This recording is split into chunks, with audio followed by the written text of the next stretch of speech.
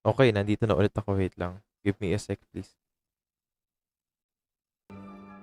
Okay, welcome back to our live stream. Sa mga nanonood po, thank you so much for joining us today.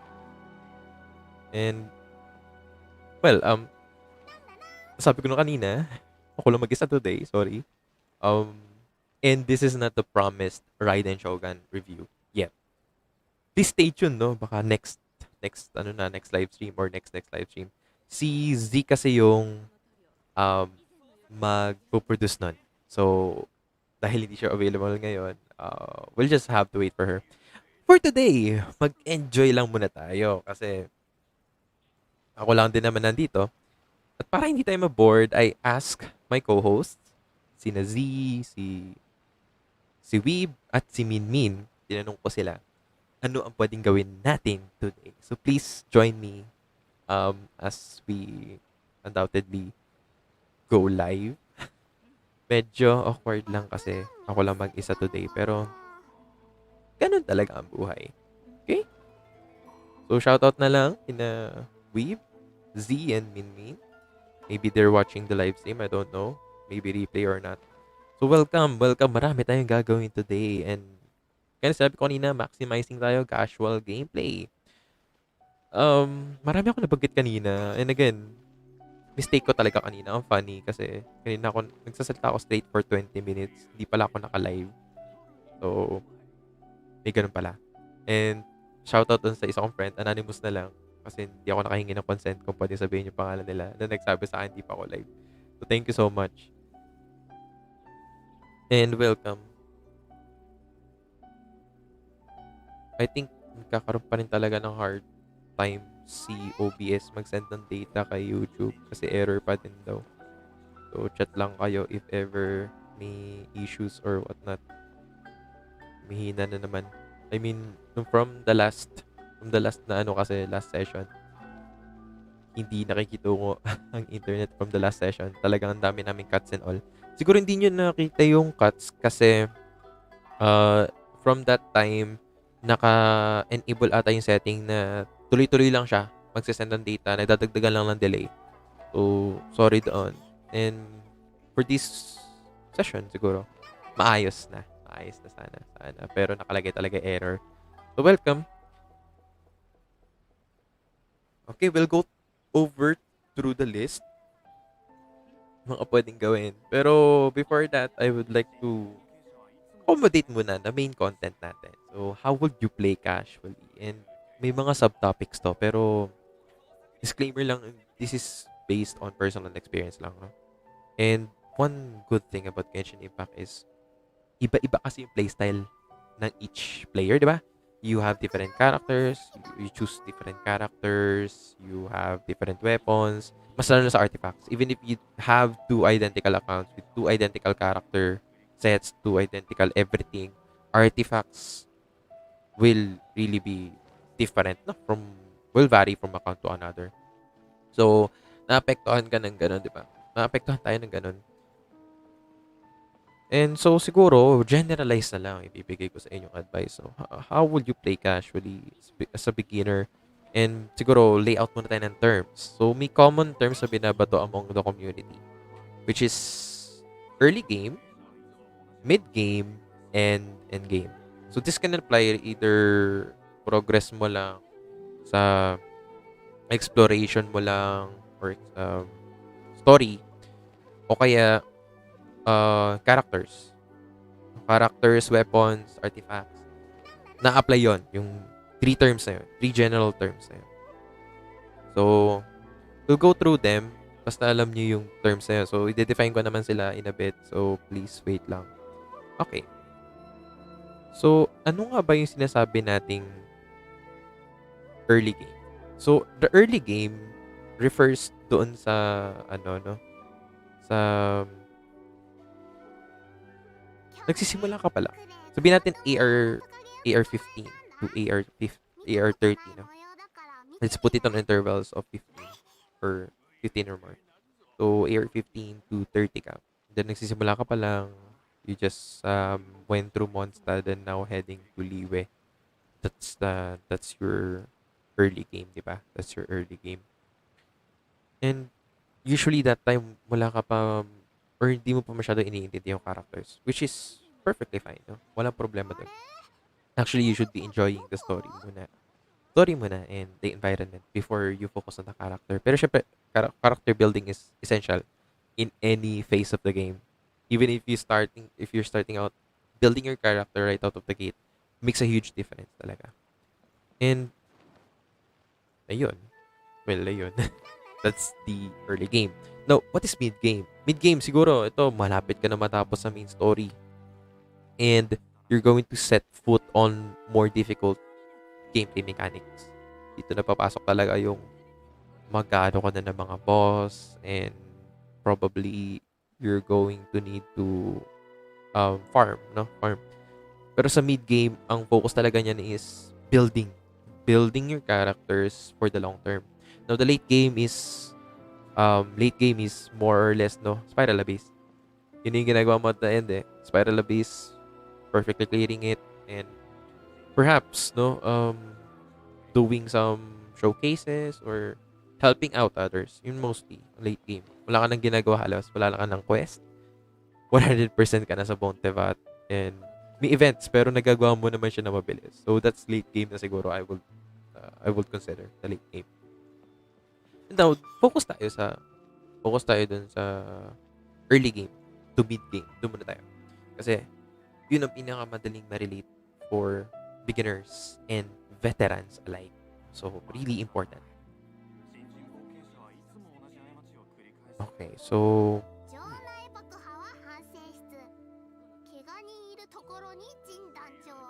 okay. So kasi currently naka-stop yung preview ko and may error daw ako pero oh my gosh. Poor daw yung stream status ko. Okay. Hopefully I'm back. Ata. Hopefully. Welcome back everyone.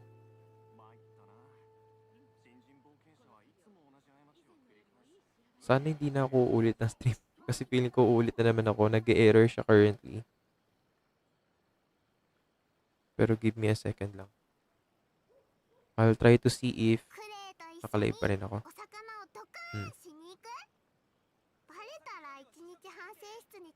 Muna tayo. Kasi yun ang pinakamadaling ma-relate for beginners. And okay, I think nakalive pa rin. Yes. Kasi I'm hearing myself. Akala ko talaga nawala na. So, may error lang kay YouTube pero tuloy pa rin ang buhay, I guess. Okay, so balik tayo sa discuss natin. Nagsisimula ka ba lang sa Genshin Impact? So, what should you do? So, let's talk about some 4-star characters. Kasi ako, on a daily basis, since, again, in consideration to my definition kanina, nasa late game na rin kasi ako. So, I use 5-star characters on a daily basis and that's pretty much it. And one clarification na hindi ko lang kasi kung nahagip talaga ng sinabi ko kanina, pero I am not a whaler, nor are my other co-hosts. Walang whaler sa amin. And hopefully that's the appeal na maibibigay namin sa inyo, lalo sa viewers, that we can be the closest thing. Hopefully, no? Kasi ako ay light spender. And ang pure free-to-play sa amin si Minmin. Si Weeb, free-to-play pa rin siya, technically, kasi ang ginastusan lang naman niya weapon, no? Hindi siya gumastos sa character. Free-to-play pa rin yung character niya. Yes. Pero sa amin ni Z, nag-i-invest kami. And tune in siguro sa latter episodes or latter streams. And we will try to answer, is it worth it to go light spending? Masasagot yan. If you have any additional questions na parang nakadugtong doon, feel free to drop them below, no? Para we can talk about it. Pero for now, let's focus muna sa aking mga random advice, no? Random advice for lalo sa mga beginners pa lang and early game pa lang. So, let's talk about some of the 4-star characters na probably you'll get or is common, no? Common to get in the gacha system. Now, let's start with Noel kasi I think hindi nahagip ng stream ko kanina. So, let's talk about her. Si Noel, very easy to get siya, no? Gotcha, behind the gotcha. Pero you have this novice banner na I think nakarate up siya doon, I'm not sure. Pero nandun siya. And she's easily one of the good best DPS. Sorry, na redundant. Best early game DPS. For me. No, for me. As a sole person lang na DPS, maganda siya. Why? Ayun, ang problem lang with Noel, if you're using her at C0, once you get past the early game, hindi na probably hindi na magiging maayos or hindi na magiging sufficient. Yun na lang. Hindi enough yung damage na dish out mo to kill higher level boss. Now, this can be alleviated kung makakuha ka ng constellations niya. Otherwise, magbibuild ka na support. Or talagang sorting ka sa artifacts. And that's the first caveat with using her, no? Lalo na nakalak ang better potential niya lalo sa C1 kasi may healing ka na doon na solid. And then, yung Constellation 2 niya, basically, nire-remove niya yung mga problem regarding sa charge attack na stamina consumption kasi yun. No? Tsaka, ini-increase din yung damage mo. So, there's that. Then, of course, I think C4 is the best to aim for. Pero if you can get C6, very good. Very good. Pero C4 is enough to run her as for the long term, no? And artifacts, again, sabi ko kanina, very easy to build kasi defense lang kailangan niya. Give her defense. Ang pangit sa artifacts niya, elemental mastery. And why? Kasi she'll only be dealing GU damage when she does a skill, which by the way has a long cooldown, and burst. Mostly burst, no? Mostly burst. Hindi ka ng GU. And that's elemental damage, di ba? Pero for the most part, when you're just hitting normally, doing combo, that's physical damage. Problem with that is, if you're stacking on elemental mastery, if you have too much elemental mastery, sayang. Kasi pwede pa naman sana naging na lang yun, defense or attack, no? Pwede yun eh. Pwedeng sana yun na lang ang naging substat. Pero, yun ang bad. For me, yun ang bad na substat for Noel. Elemental mastery. And siguro HP. A bit of HP. HP and elemental mastery are the bad substats. The rest are good. Get crit rate, get crit damage, good. Pero mainly, her damage comes from defense.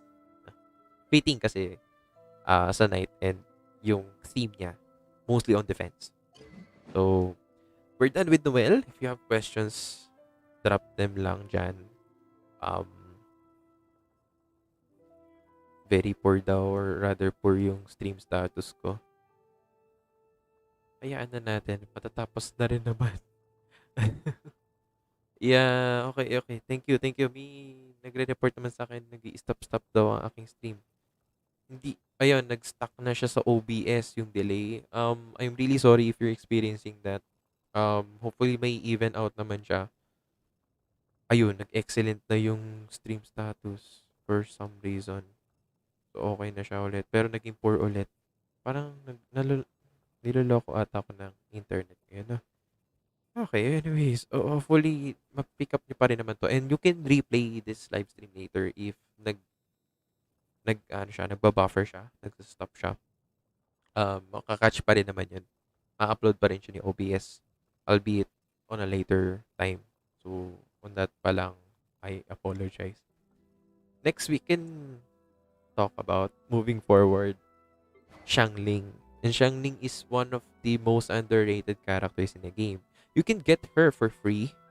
Spiral Abyss. I think in the lower floors. I forgot which floor exactly. Pero you'll get Xiangling for free. And then each of her constellation is good, no? Pero ang pinakamagandang targetin na constellation is C4 din. Like Noel. If you can get constellation 6, that's even better. Lalo na kung may pyro DPS ka. Ngayon, Xiangling can be a DPS. Yes, no joke.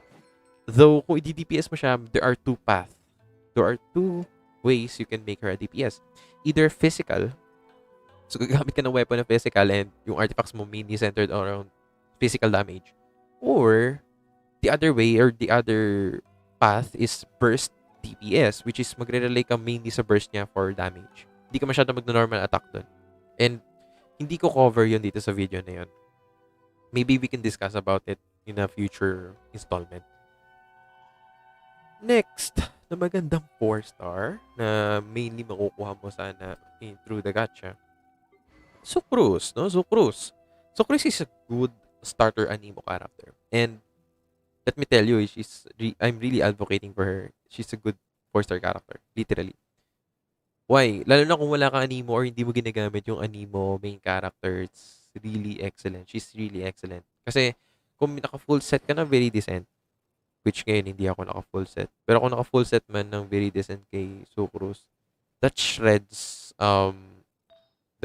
the opponents, no? Elemental resistance. So kung ngayon, this will only work if you have a DPS na hindi physical or mainly ang damage nila nanggagaling sa elemental. Ayun. So you have to make sure na galing sa elemental yung damage ng DPS mo before you run with Sucrose. Although, even on physical, no, that's still good. Basta you're proccing reactions and all. And if you're wondering why I'm using the Thrilling Tales of Dragon Slayers on her, kasi she can be an excellent support in a way na hindi mo talaga siya gagamitin for normal and charge attacks. And kung hindi ka rin masyadong nagamit ng kanyang burst, then I suggest using just Thrilling Tales, no? Kasi when you use her, then you switch to another character, na-increase yung attack nung na-switch mong character. And that already has a big buff. Big buff na yun. So, at full refinement, you can only do that within 20 seconds for some reason.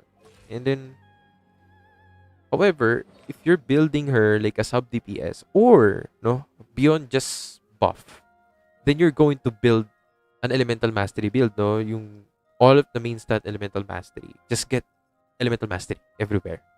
And then your weapon, presumably, you can use sacrificial fragments. Kaso galing to ng gacha eh. So, more accessible is Mapa Mare. Mapa Mare. I don't know how to pronounce that. Pero this is your best bet. Free to play yan. Free to play friendly. And I cannot stress this enough. I am not a whaler. Though I have siguro nasaktuhan lang kasi mga banner na pinul ko. Mi Sucrose. Either Mi Sucrose, Mi Xiangling, or Mi Noel. Kaya itong character na to, C6.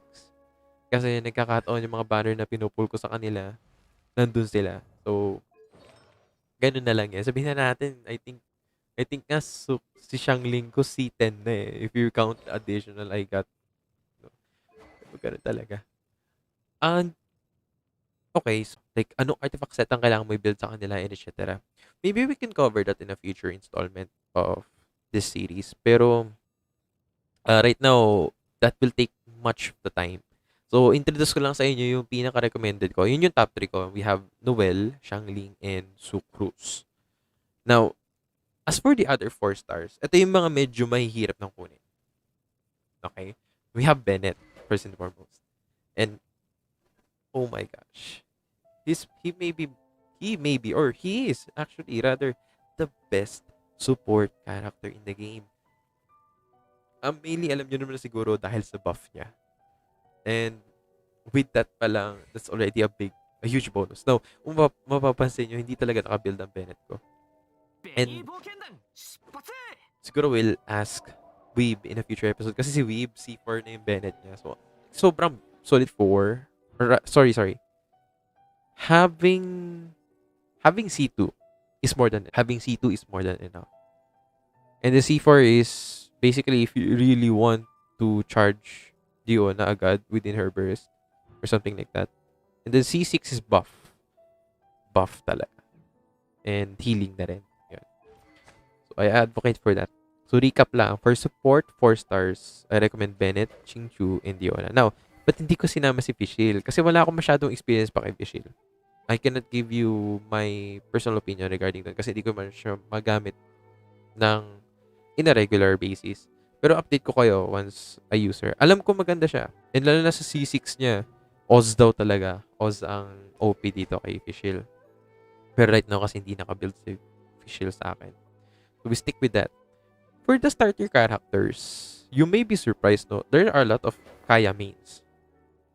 And I'm not stopping you from using Kaya. And actually, Min is using Kaya's her main DPS. That's good enough.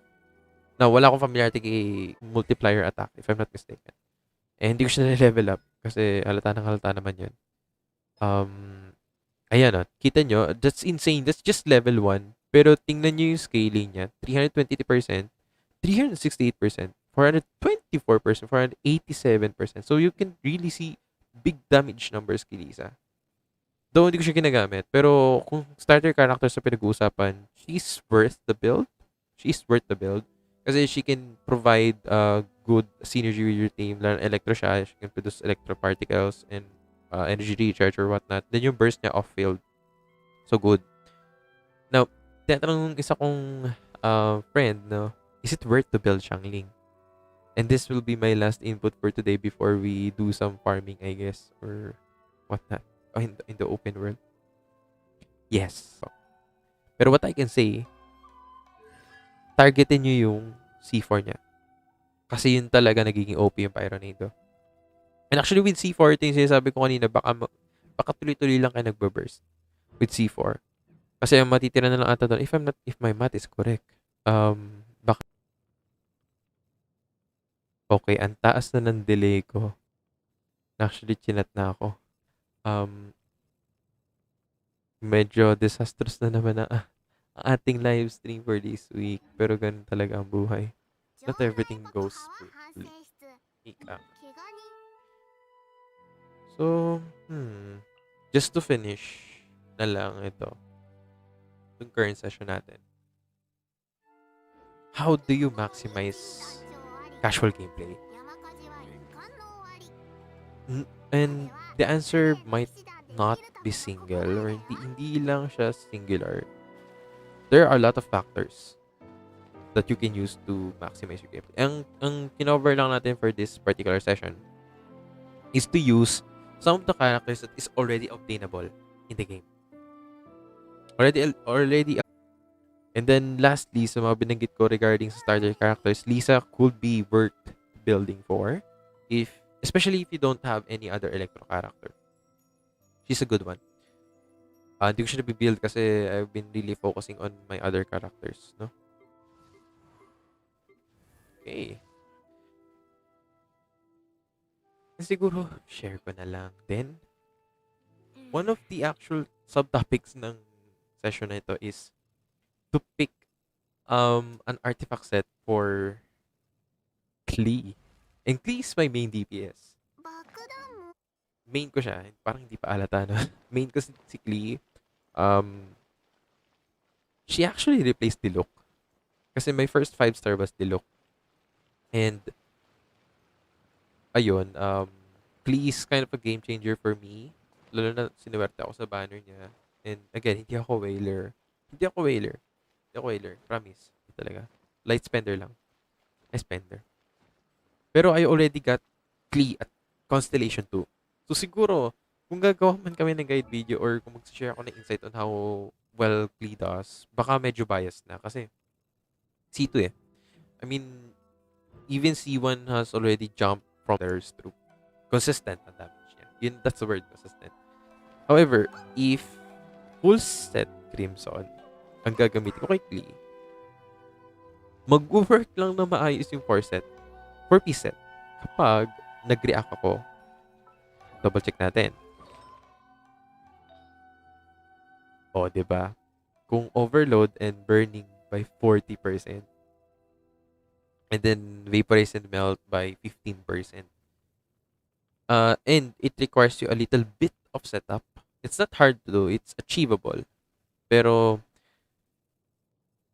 yun. Achievable naman. Achievable, di ba? Pero still, for me, Crimson Witch of Flames can be OP. Halimbawa, kung kalaban mo yung Spyro Hypostasis, malaki yun. Malaki yung 4-piece set. Pero, this is malaking pero talaga. Requires a bit of setup. It requires you to be mindful of how you play Klee.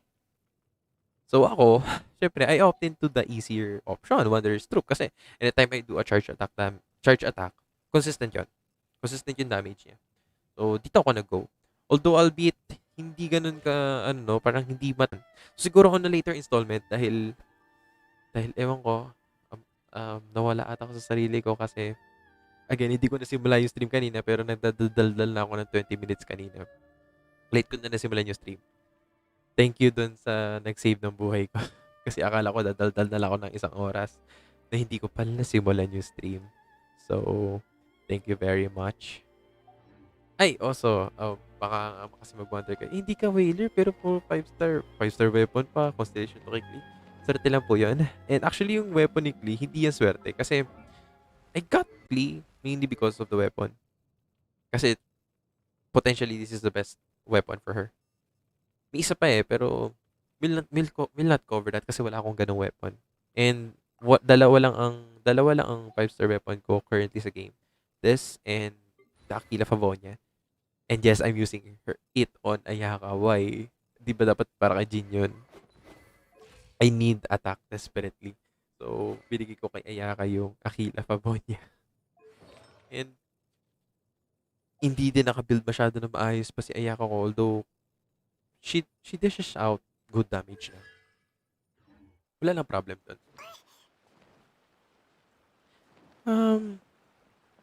I think hindi ko na kompleto lahat na nasa list. Pero, sige, check ko lang. Hindi ko nagawa yung ni-recommend ni hindi ako mag-name drop or hindi ako mag-name drop ng co-host ko kasi lahat sila tinanong ko tapos kinumpile ko na lang siya. Hindi ko nagawa yung gagamit tayo ng Wave Rider tapos papatayin natin yung Hillicher. Physical damage. Physical damage kasi yung tinedish out ng Wave Rider. So, siguro that's another thing for another day. And kung mag-isa man akong mag-atake gamit yung Wave Rider, parang hindi enough yun para mapatay yung Hillicher. So, there you have it. Okay, so may isa ako actually na-touch kanina pero hindi ko na-delve. May isang question dito. As a free-to-play player, is it worth it to make Kaya as DPS? Now, I will straight up be honest and I'd say I'm not qualified to answer that question. Si Min Min ang makakasagot niyan. The best. Kasi I've never used Kaya on extended basis. Nagamit ko lang siya in Spiral Abyss once or twice. And that's about it. Pero hindi ko siya ginagamit on a daily basis. Even before hindi ko siya nagagamit. And Constellation 2, kay Kaya kasi si Zero is fine. Pero again, si Min lang makakapagsabi. Pero C1 is already excellent. So like, magiging viable na talaga siyang DPS long term with just C1. C2 puts it up atop of parang a better icing on the cake. Ayun. Artifacts, again, hindi dapat akong tinatanong dito. I'm not really the qualified person to give an answer whether or not Kaya is a viable DPS. What I can give an answer is yung sa sinabi ko kanina. Yung mga characters na sinuggest ko, top 3 for each category for early game players. So, Novel, and ito si Xiangling ito. If there are any 4-star characters that you would wish to invest early in the game, Xiangling. Invest in Xiangling early in the game. She's really solid. And she's actually the only character you'll be needing until the late game. Xiangling. Literally. You start in the game, you get Xiangling. You get her for free, no? Sa Spiral Abyss. And that's already good. Once you get her, build her. Kasi she's worth building. You will not regret it. Kasi there are really many cases that Xiangling can handle.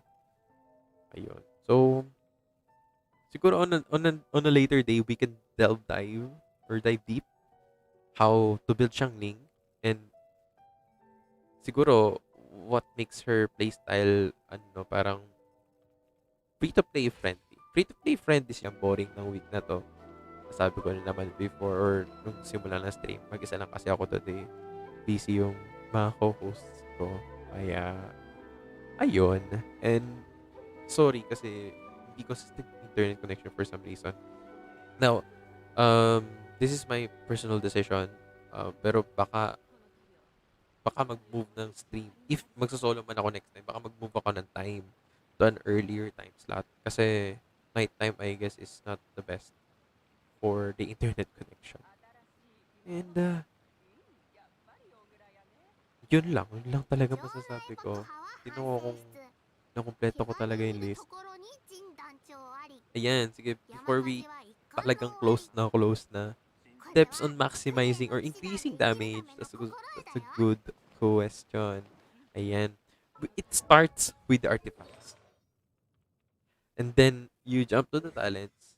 And then, hindi ko sasabing finally, pero at the same time, you have to do the weapon as well. Now, ano ba magandang example natin dito? How you can dish out better damage? Hmm. Tayo sa DPS, no? Tayo sa DPS. Sige. Perfect example ko dito si Xiao. Kasi, I actually have a very bad build of him nung una ko siyang kinuha. And, alam nyo, as funny as this sounds, ang gamit kong weapon sa kanya noon is prototype Stargazer. Literally. I did not even craft Sunpike, pero I've learned na hindi din daw talaga viable sa kanya yun. And I didn't really have any other pole arm.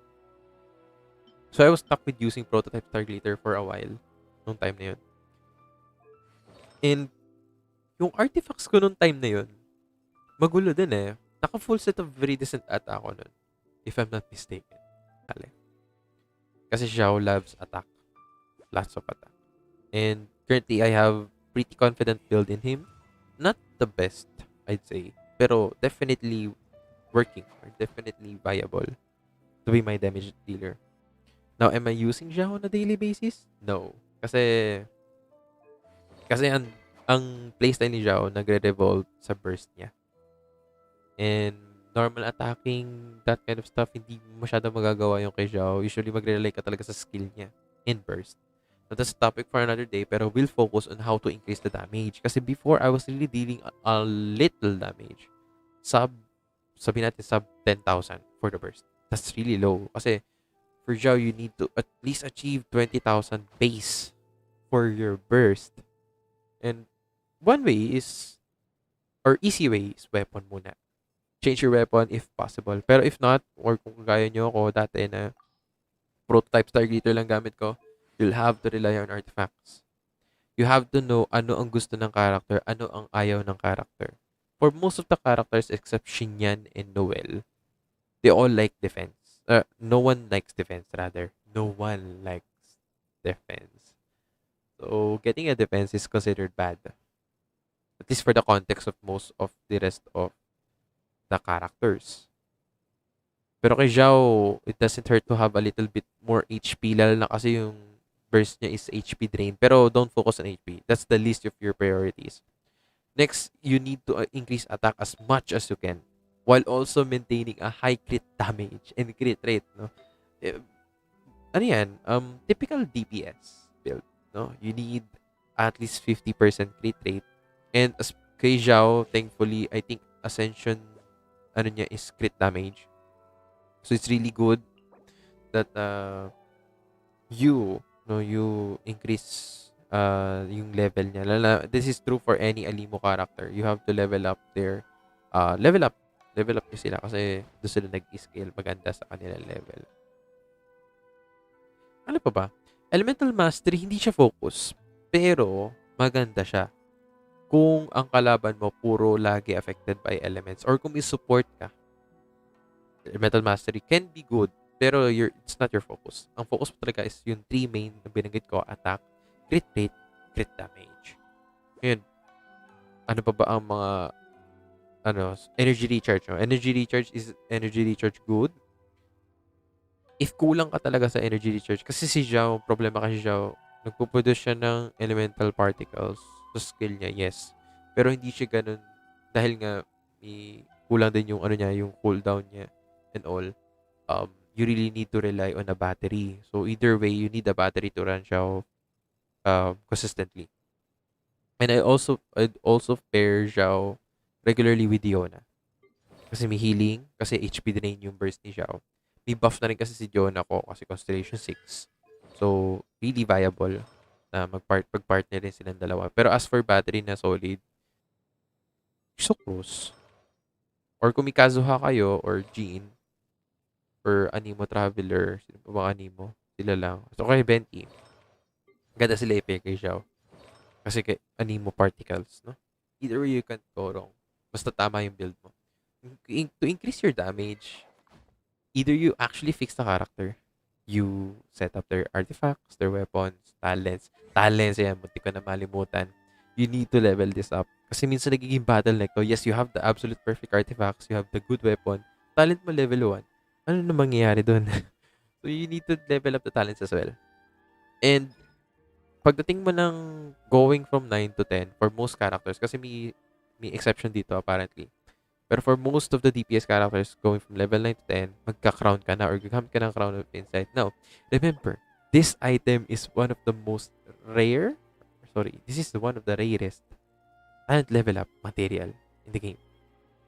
You literally only get it on events or on the game sa Dragon Spine or sa events or sa whatnot, sa Sakura Tree. Yan.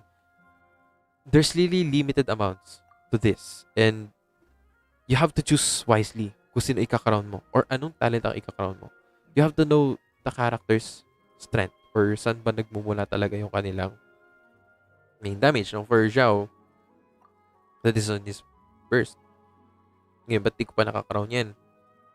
Kung saan nagkakaproblema ako sa Mora, wala talaga akong nung talent niya. Kasi hindi ko pa siya pinofocus. Hindi ko na rin masyado nagagamit si Zhao, honestly. Lagi kong gamit na DPS nowadays is Klee and Ayaka. And nagagamit ko lang si Zhao kung hindi nag-a-apply yung dalawang yun. Or I need an all-rounder damage. So, there you have it. Diluc, ginagamit ko pa ba? And nakakrown yung burst niya. Yes, I think mas better na nakrown yung skill. Pero, di ako nagre-regret na kinaround ko yung burst niya kasi before, nung tinest ko siya, he can do, or rather, naka 100k damage siya ako kay Diluc. That's with Bennett burst, no? That's with Bennett buff. So, can do 100k with Diluc and relatively, hindi pa nga perfect kaano yung artifacts ko that time. Pero, I had, before I had that crit damage of 200%. So, kaya din siguro nag-contribute sa 100k with Bennett buff. And that's already good for Diluc. Pero let's talk practically. Not a lot of people have Diluc. And not all Diluc havers are using Diluc. No. I have friends na hindi nila ginagamit si Diluc for various reasons. And that's alright. Kasi kagaya na sinabi ko kanina, there are different ways you can play Genshin Impact. There's no two accounts that are alike. Literally. Sa artifacts pa lang kasi nag-iiba na. So, we have that. As much as I would like to extend my discussion, pero kanina pa kasi nagkaka-problem yung stream ko. So, hopefully when you yung replay nyo tong episode, you learn something. If not new, at least na-remind kayo of some of the basics. If I'm wrong, feel free, feel free to comment down below what's the correct answer. And for our next, siguro kung magsosolo man ako next time, we could discuss what's the better set for Klee. Are we going for Crimson Witch of Flame set? Or Wanderer's Troop? You tell me. O, diba? Parang baliktad. Ako dapat yung nagsasabi sa inyo. Pero the good thing about this channel, and that I will say to you, our pitch, sales pitch, is that we are not waiters. And sure, we cannot give you the best insight on the character's potential. Pero, we can take advantage of that and say that we can give you the best possible advice. Lalo sa mga casual players. We are really targeting casual players. If you're a casual player, by all means, I am encouraging you to subscribe, please. Sabi ko. Subscribe, please. Kasi we have content revolving around casual. Now, if you are a veteran player and you know what you're saying, you know what you think, you are a seasoned adventure in your term, I encourage you to also contribute in our growing effort for ganito, informing, educating, and entertaining most of all to players. Ngayon, I was really hoping na makagawa ng maraming bagay pero na-realize ko lang ngayon puro lakad lang ako ng lakad and daldal ako ng daldal. So siguro pwede na dito maging podcast. More podcast to. More on podcast. Speaking of podcast, we have podcast, pero hindi din namin siya natutuloy.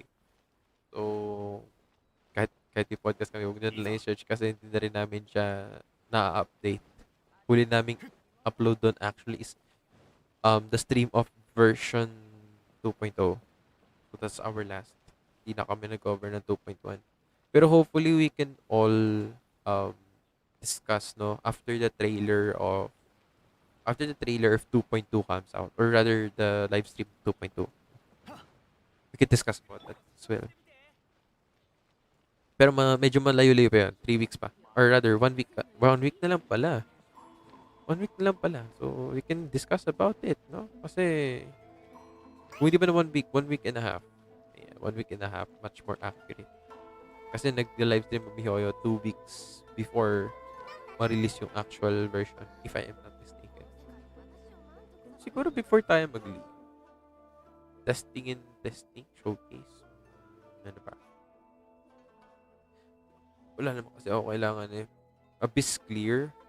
Hindi ako expert, and honestly, hindi ako perfect score sa floor 12. Hindi ako perfect score doon.